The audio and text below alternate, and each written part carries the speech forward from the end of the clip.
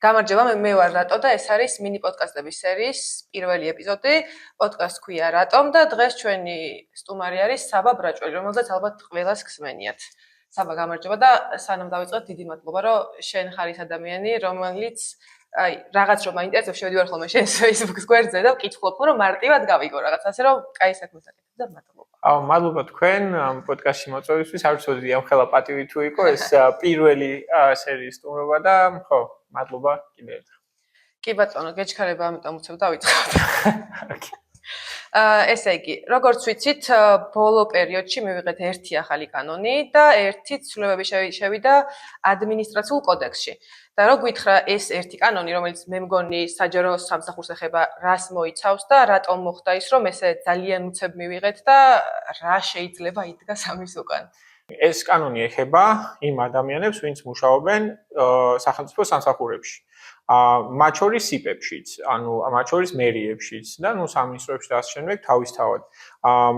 ჩვენ ნახეთ, რომ პროტესტებიდან გამომდინარე, უკან რა ბანერებიც კიდია, აქედან გამომდინარე, ამას შეუერთდნენ საჯარო მოსამსახურეები და საჯარო მოხელეები, გააკეთეს უამრავი პეტიცია, მათ შორის თავდაცვის სამინისტროდან, რაღაცა მერიებიდან, მთავრობის ადმინისტრაციიდანაც კი, იყვნენ ადამიანები, ვინც ამბობდნენ, რომ 78 მუხლის ღალატი, ევროინტეგრაციის შეჩერება არის არასწორი.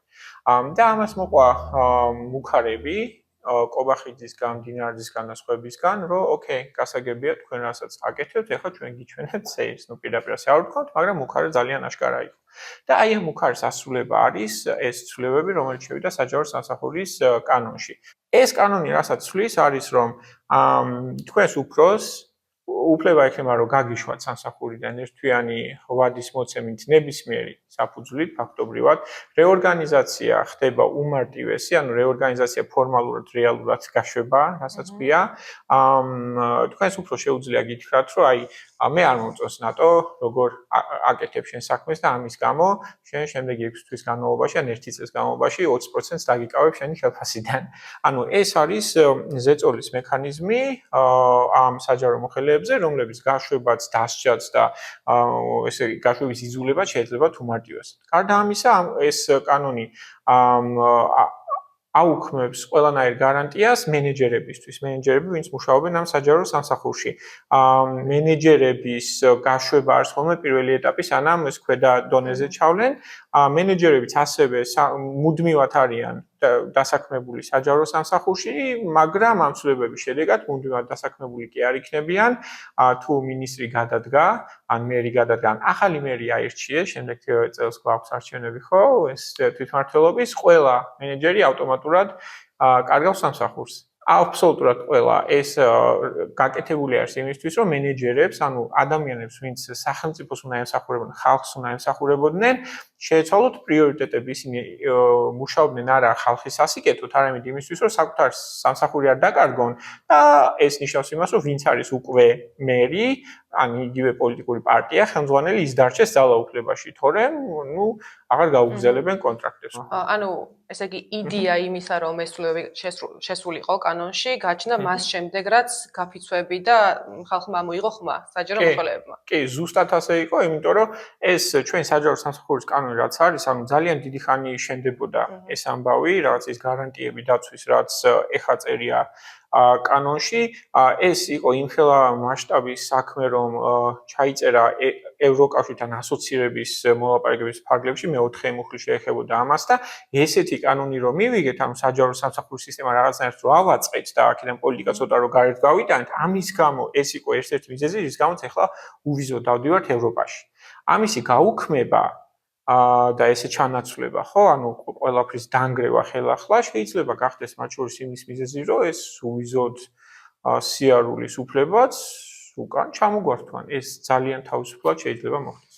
ადმინისტრაციულ სამართალდამცავთა კოდექსში რაც შედის ცვლილება და ძალიან მოკლედ ვიტყვი, რომ ესეც იგივენაირად, იანვრიდან ამოქმედება წესით, მაგრამ რასაც ცვლის არის ის, რომ ფაქტობრივად პროტესტის გამოხატვა, აქციაზე გასვლა და ასე შემდეგ, ამაზე ჯარიმები რაც არსებობს, 10 მაგებენ და 20 მაგებენ. ორი ახალი რამ რაც ჩაწერეს არის ერთი ის, რომ ადამიანების დაკავება შეუძლიათ წინასწარ, ისე რომ არაფერი არ ქონდეს დაშავებული საერთოდ თეორიაში ჩადენილი დანაშაულის ხო, თეორიაში ჩადენილი კი, ანუ არ ვიცი, ეს ჩვენი პოლიციელები შეითავსებენ ნათელმხილველის როლებს და რაღაცა კრისტალის ბურთები ექნებათ ალბათ და დაინახავენ მომავალს. ეს არის სრული სიგიჟე, ესეთი რამე არ ვიცი საერთოდ სადმე თუ ხდება და მეორე, ხო, სხვათა შორის რამდენიმე სამართლის პროფესორმა სადა მოეძიებინა რა, ეს ძირითადად მმართველი პარტიის მხარის ვინც არიან, რომ ანალოგიური მაგალითები ვერ იპოვეს.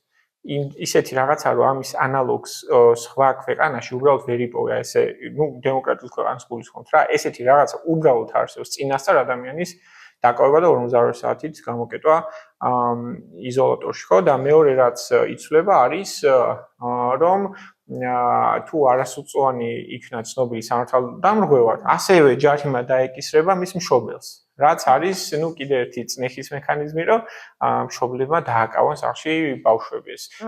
ადამიანის გამოხატვის თავისუფლების რომელ პუნქტებს ეწინააღმდეგება და რატომ ყველას? ხო, რაც არსებობს ყველას ეწინააღმდეგება. კი, ანუ ეს არის როგორც ჩვენი ეროვნული კანონმდებლობა, გამოხატვის თავისუფლება გვიწერია კონსტიტუციაში, ცალკე კანონი გვაქვს შეკრებისა და მანიფესტაციის შესახებ. საკონსტიტუციო სასამართლოს გადაწყვეტილებები გვაქვს და ასევე გვაქვს საერთაშორისო სამართალი, ხო? სტრასბურგის გადაწყვეტილებების ჩვენთვის რაღაც რეკომენდაცია კი არ არის.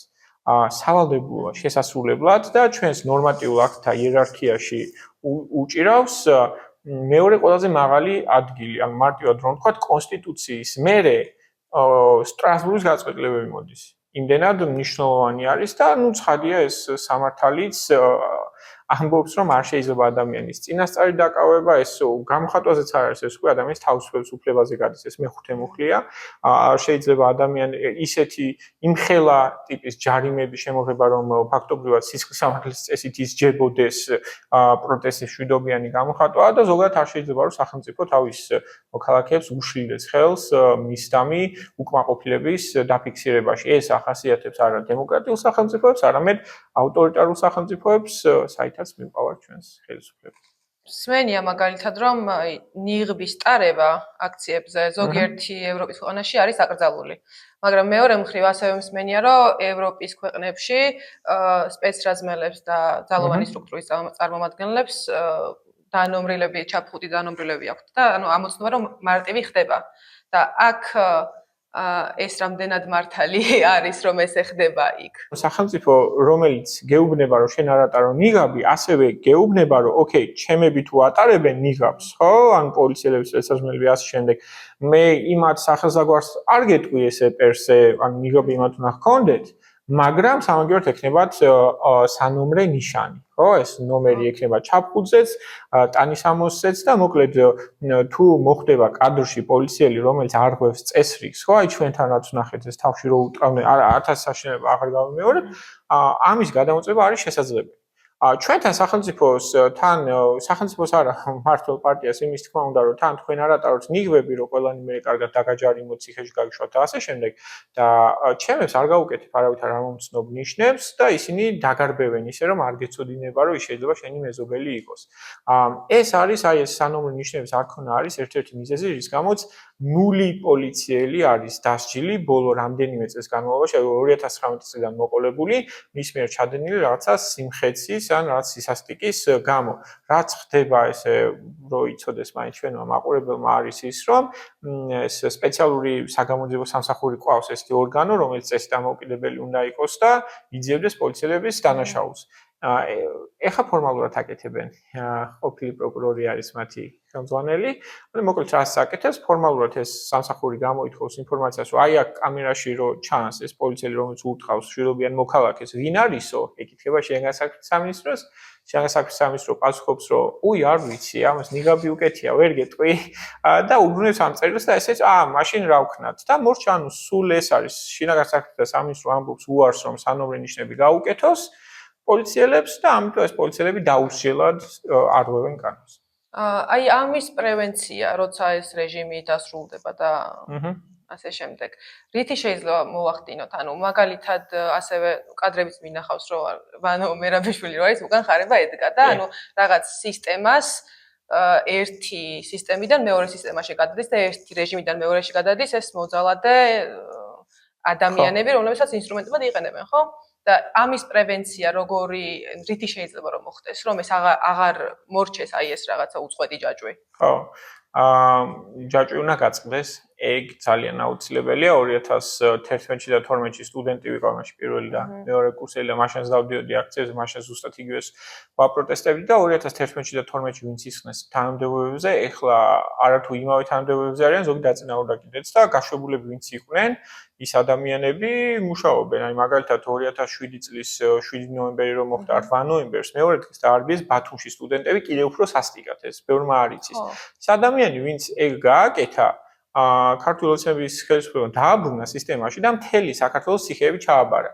რასაც რამდენიმე წელი ხელმძღვანელობდა. ან ის ადამიანი, რომელიც 2011-12 წლებში ხელმძღვანელობდა ეს ციხეებში რაც ხდებოდა იმ ამბებს და უნდა გამოეძიებინა, იდეაში პროკურორი უნდა გამოეძიებინა, დღეს არის გენერალური პროკურატურის საგამოძიებო ნაწილის ხელმძღვანელის მოადგილე. მოსამართლეები ვინც მაშინ ცუდად იქცეოდნენ, ეხლა ცუდად იქცევენ, მაგრამ ეხლა სამუდამოდ არიან დანიშნულები და ასე შემდეგ. რაც უნდა მოხდეს არის, რასაც 2012 წელს ვიძახდით და არ გაკეთდა ეგ. სისტემა უნდა გამოიცვალოს, სისტემა უნდა დაინგრეს მართლა, ეს არ არის, რომ აი სისტემა ცუდად მუშაობს და სისტემა მუშაობს ისე, როგორც ესეთ სისტემა შეუძლია რომ იმუშაოს. რაც უნდა შეიცვალოს არის ის, რომ ხელისუფლებაში ჩვენ საპარლამენტო მმართველობა ვართ, აღარ უნდა იყოს ერთი პარტია. ეს უნდა იყოს მუდმივი ვაჭრობის საგანი ერთმანეთთან ნებისმიერი გადაწყვეტილების მიღება და აი ამ პარტიებს უნდა ჰქონდეთ ერთმანეთთან კონკურენცია და იმის შეგრძნება, რომ რაღაცა თუ დააშავეს, ისინი შეიძლება შემდეგ პარლამენტში საერთოდ აღარ იყვნენ წარმოადგენლები, ან უფრო ნაკლებით რა. ასეთ შემთხვევაში არავის არ ექნება არც იმის შესაძლებლობა, რომ ადგეს და აი პოლიციას უბრძანოს, ერთი ბრძანების უფლებაც აღარ ექნათ, რომ უბრძანოს აი დაარბიე მშვიდობიანი მოსახლეობა და თუ ეს გააკეთა და გაბედა ვიღაცამ, იმისთვის ბევრად უფრო მარტივი იქნება ეს იმპიჩმენტის გამოცხადებაც, რაღაცა სასამართლოზე კონტროლი აღარ იარსებებს ამ შემთხვევაში უკვე და გასამართლებაც და ასე შემდეგ. სახელმწიფო ხელისუფლება, რომელიც უნდა იყოს დაყოფილი სამ და კიდევ უფრო მეტ შტოს შორის, ეხლა უბრალოდ ერთ რგოლად არის გაერთიანებული, ეს უნდა დაიმსხვრეს აუცილებლად და შემდეგ ხელისუფლების შტოები ერთმანეთში აკავონ. ბევრს არ ესმის ხოლმე რამ ხელა როლი აქვს სასამართლოს და მათ შორის მე, ანუ ის რომ თქვა ქუჩაში ხვდებით უსამართლობას და ვიღაცა გაწამებს და გირტყავს, ეს ხო ერთ გარეთ ხდება ეს, მაგრამ მეორე უსამართლობა არის, როცა შედიხარ, რაღაც ფორმალური გარემო არის, ალსტუხები აქვს ადამიანებს გაკეთებული და ისეთი სახით ანუ უსამართლო სასამართლოს აწყდების შემდეგ უკვე 4 კედელში.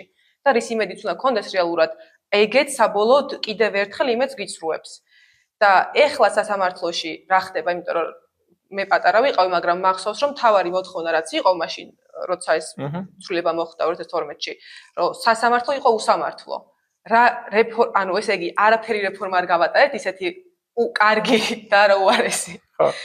წინა ხელისუფლების დროს ეს ყველა მიცის, ანუ სასამართლო ასრულებდა ნოტარიუსის ფუნქციას, რაც გადაწყვეტდა პროკურატურა, ან სხვა ორგანო ან პირი იმას უბრალოდ ამტკიცებდნენ, და ესე იყო მორჩა.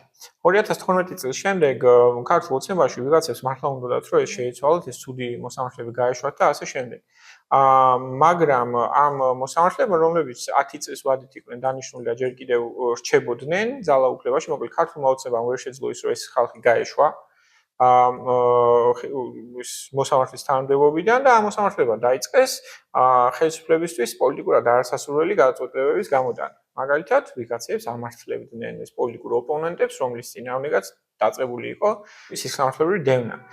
ამის შემდეგ რაც მოხდა, ეს იყო ცნობილი შეხვედრა ბატონ ლევან მურუსიძესა და ბიძინა ივანიშვილის შორის. ამის შემდეგ შეწყდა ყველანაირი მცდელობა, რომ რაღაცა აი მესამე ტალღა რეფორმირების მეოთხე და ეგეთი მორჩა ყველანაირი მცდელობა, ქართული ოცნება და სასამართლო სისტემაში არსებული კორუმპირებული მოსამართლეები ერთმანეთს გაურიგდნენ. გარიგება ერთი მხრივ არის ის, რომ ხელისუფლებას სრული ავტონომია აქვს მიცემული მოსამართლეებისთვის, ეს მოსამართლეები რასაც უნდათ იმას გააკეთებენ, კანონმდებლობის დონეზე გახდა შეუძლებელი ყველანაირი პასუხისმგებლობის მექანიზმი გამოაცალეს, თუ ყოველდღე იცვამ ამ მანტიას შედიხარ და ჩაქუჩს ურტყამ რაღაცის გამო, რაც არ უნდა ჩაწერო განაჩენში, შენი იქიდან გათავისუფლება არის შეუძლებელი. უბრალოდ ეხა ეგეთი კანონმდებლობა გვაქვს რა.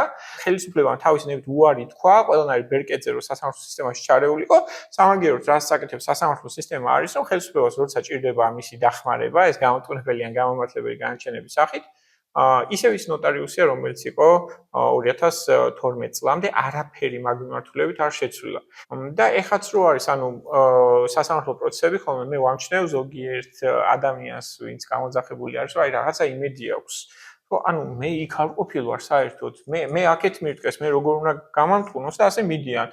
და მათ ვაყოლებთ ხოლმე მართლა კარგ ადვოკატებს, რომლებიც ანუ პოლიციელებს, true ჩვენების მიცემ პოლიციელებს გამოიჭერენ ხოლმე უამრავ ტყუილში, ისე რომ მოსამართლის გადასარჩენია მე ეს პოლიციელი და ზოგადად ციხეში წასას გასაშვებია პოლიციელი სულჩვენების გამო, მაგრამ გავანებო თავი, ხო? და მოსამართლე პროცესზე კარგად იქცევა, იდეაში რაღაცა ძალიან ცუდათაც არა, მაგრამ საბოლოო ჯამში გამტყუნებელი აუცილებლად არის გადაწყვეტილება და ზემოდან 2000 ან უფრო მეტ ლარიანი ჯარიმა. ერთ მოსამართლეს შეუძლია რომ მთელი ხელისუფლების, აი მთელი პარლამენტის ან მთავრობის მიერ მიღებული გადაწყვეტილება გააუქმოს. ეს არის ყველაზე დიდი ძალაუფლება, რაც ამ ადამიანს შეიძლება ჰქონდეს, ხო, ერთ ადამიანს. და ის უნდა იყოს ყველაზე პასუხისმგებლიანი ადამიანი, ყველაზე ესეთი სინდისიანი ადამიანი და იმის ნაცვლად რომ მოსამართლე მაღალ თანამდებობის მსგავსად იქცეოდნენ, ამ ადამიანებმა გაყიდეს თავიანთი მანტია, ესე რომ ვთქვათ, და ამ 5000 ლარიანი ხელფასის სანაცვლოდ ისინი უბრალოდ ასრულებენ ყველაფერს, რაც წეტყვიან.